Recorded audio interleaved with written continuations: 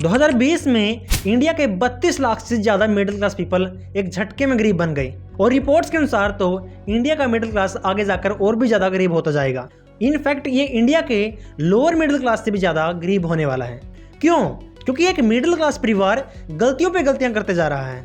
Middle class family का हर एक बच्चा पढ़ लिख कर क्या बनने का सपना देखता है, डॉक्टर, इंजीनियर या एमबीए। आज कितने परिवार अपने बच्चों का यह सपना पूरा करने के लिए हैवी एजुकेशनल लोन्स ले रहे हैं। लेकिन एक सर्वे के मुताबिक आज से 10 साल बाद एजुकेशन की क्या फीस होने वाली है, डू यू नो?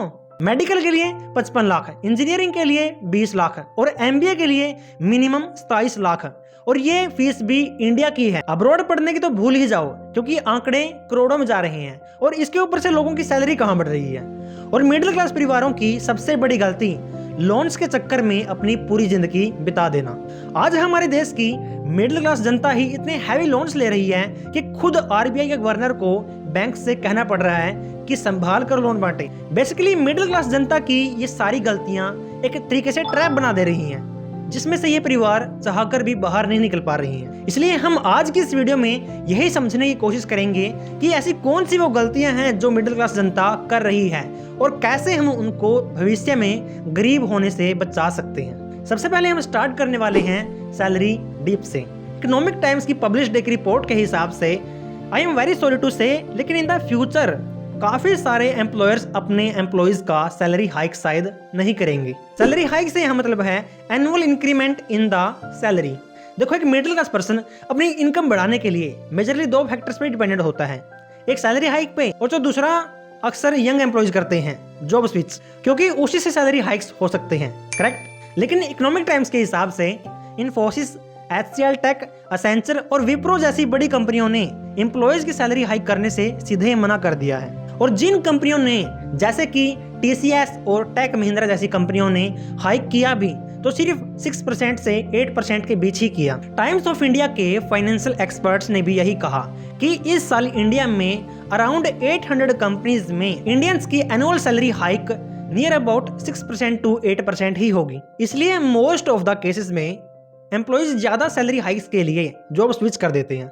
सिर्फ 2023 में CNBC की एक रिपोर्ट के अनुसार 5 में से 3 इंडियंस ने जॉब स्विच कर दी थी।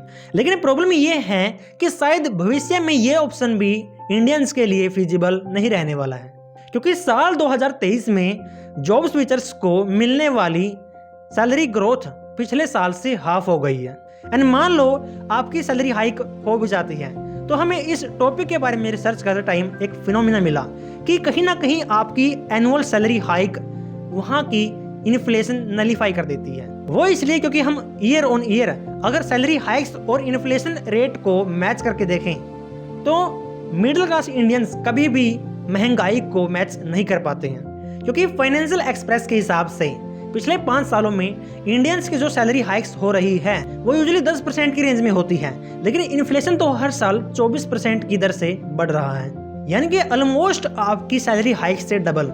इन्फ्लेशन यानी महंगाई को आसान भाषा में समझे तो आज से 20 साल पहले पेट्रोल 33.49 रुपीज पर लीटर पर मिलता था, लेकिन यही पेट्रोल बढ़ते बढ़ते हर साल आज 2024 में 96.72 रुपीज पर लीटर हो गया है।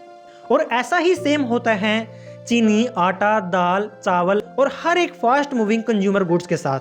चीनी का एग्जांपल लेते हैं।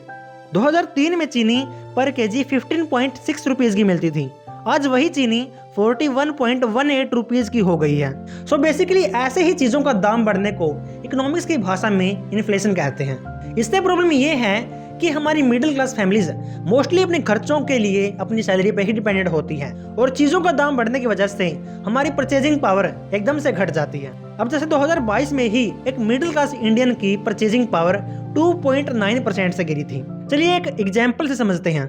एक साल पहले एक इंडियन मिडिल क्लास फैमिली अगर 10 केजी आटा खरीदती थी तो अब महंगाई की वजह से उसका दाम बढ़ने से वो सिर्फ 7 केजी आटा ही खरीद पाएगी। सो बेसिकली डेटा यही बताता है कि एक आम मिडिल क्लास इंडियन महंगाई से जूझने में ही अपनी सारी जिंदगी निकाल देता है।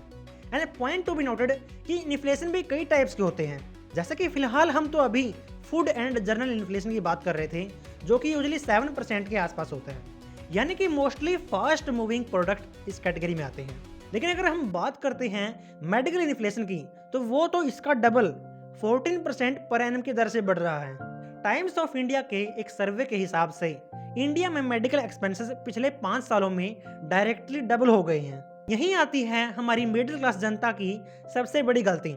समझते हैं, मिडिल क्लास जनता के केस में क्या होता है कि हम हमारी मोस्टली इनकम हमारे डेली के एक्सपेंसेस को कवर करने में निकाल देते हैं और हम फ्यूचर में किसी मेडिकल इशू के लिए कोई भी सेविंग नहीं करते हैं। और उसके ऊपर से अगर परिवार का कोई सदस्य कैंसर जैसी डेडली बीमारी से ग्रस्त हो जाए तो उसके इलाज में आज के टाइम में लगभग 20 लाख रुपए का खर्चा आएगा, जिसकी वजह से उस घर की फाइनेंशियल कंडीशन बुरे तरीके से हिल जाएगी। Now come to the next point, दूसरे लोगों को देखकर चीजें खरीदना। मिडिल क्लास सेक्शन के लिए उनका सोशल स्टेटस मेंटेन करना काफी मायने रखता है। मतलब आज के टाइम में एक मिडिल क्लास परिवार अपने लिए एक एवरेज सी कार, बाइक, एक अच्छा फोन, घर में टीवी, फ्रिज, वॉशिंग मशीन, ये होम अप्लायंसेस तो चाहता ही चाहता है। और कई परिवार जो इन चीजों को अफोर्ड नहीं कर सकते तो वो सहारा लेते हैं लोन्स का। और ये लोन्स इतने बढ़ गए हैं कि डिसेन हार्लेड ने आरबीआई के डेटा को पुट करते हुए बताया कि आज कंज्यूमर ड्यूरेबल्स के लिए इंडिया में पैसे लोन पे लेने में हाईएस्ट ग्रोथ दिख रही है। यानी कि इंडिया में टीवी, फ्रिज से लेकर के घर और गाड़ी, ये सब चीजें लेने के लिए लोन्स ईयर ऑन ईयर 89% से बढ़ रहे हैं। अब लोन पे लेने से क्या होगा? ऑफ कोर्स एक क्रेडिट ट्रैप बन जाएगा, क्योंकि सारी की सारी जिंदगी उस लोन की किस्तें चुकाने में चली जाएगी। एंड हो भी ऐसे ही रहा है। इतने हैवी लोन्स का इफेक्ट ये हुआ है कि द इकोनॉमिक टाइम्स की एक सर्वे के हिसाब से इंडिया में 15% ऐसे मिडिल क्लास लोग हैं जिनका ईएमआई का अमाउंट उनकी 50% इनकम के बराबर है। अगर सिंपल भाषा में बताऊं तो अगर एक इंसान की इनकम 10,000 रुपए है तो वो लगभग 5 से 6,000 रुपए तो लोन की किस्तें चुकाने में खर्च कर रहा है, ईएमआई भर रहा है। तो आप खुद ही सोचो कि ऐसे में सेविंग कहां से हो पा रही होंगी। इनफैक्ट मिडिल क्लास जनता की ये आउट ऑफ द पॉकेट खर्च करने की आदत फाइनेंशियली उसे और ज्यादा पीछे धकेल रही है। अब ये तो फिर भी कह सकते हैं कि अननेसेसरी लोन्स हैं, क्योंकि अगर आपके पास घर में एक गाड़ी नहीं है, एक बाइक नहीं है, तो आप काम चला सकते हैं। लेकिन what about education? Her middle class parents का एक सपना होता है कि उनके बच्चे अच्छे प्राइवेट स्कूल में जाएं, अच्छे कॉलेज में पढ़ें और अच्छी शिक्षा प्राप्त करके एमबीए, इंजीनियर और डॉक्टर बनके एक अच्छी सी जॉब करें। अब देखो, आज भी इन कोर्सेज के लिए मिनिमम 8 से 10 लाख रुपए फीस तो है ही है, जिसके लिए भी middle class parents heavy educational loans लेते हैं। तो दोस्तों, सिंपल सी अंडरस्टैंडिंग ये है कि जो परिवार आज के टाइम में 10 से 15 लाख रुपए का इंटरेस्ट पे कर रहा हो, लोन्स की ईएमआई पे कर रहा हो, तो वो अपने फ्यूचर में कैसे उस कंडीशन से बाहर आ सकता है। तो दोस्तों, आज की इस वीडियो में हमने समझी मिडिल क्लास जनता द्वारा की जाने वाली मेन गलतियां। तो इसी वीडियो का एक सेकंड पार्ट भी आएगा जिसमें हम बात करेंगे इसके सॉल्यूशन के ऊपर। वो डिपेंड करता है आपके फीडबैक के ऊपर। यदि इस वीडियो के ऊपर अच्छा रिस्पॉन्स आता है, अच्छा फीडबैक आता है, तो दोस्तों इसी वीडियो का हम पार्ट 2 लेके आएंगे, जिसमें हम इन सारे कारणों के कॉजेस के जो सॉल्यूशंस हैं कि क्या उसके सॉल्यूशन हो सकते हैं, कैसे एक मिडिल क्लास परिवार किन चीज़ों को फॉलो करके इस ट्रैप से बाहर निकल सकता है, उन सभी बातों का जिक्र हम उस वीडियो में करने वाले हैं। तो दोस्तों, आज के लिए बस इतना ही। उम्मीद करता हूँ आपको आज की हमारा ये सेशन पसंद आया होगा। अगर पसंद आया हो तो इस वीडियो को लाइक से जरूर कर देना और चैनल को सब्सक्राइब करके नीचे अपनी राय जरूर देना। जय हिंद, जय भारत।